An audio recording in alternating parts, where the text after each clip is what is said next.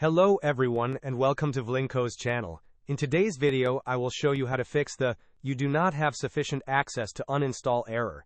And now, let's get started.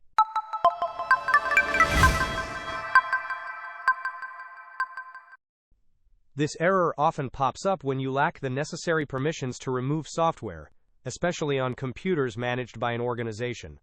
If your computer is part of a company network, you will need to contact your IT administrator or server expert to resolve this. However, if you are using a personal home computer and face this issue, there is a solution you can try yourself. First, search for User Account Control or UAC. Navigate to change User Account Control settings. You will find several levels of notification.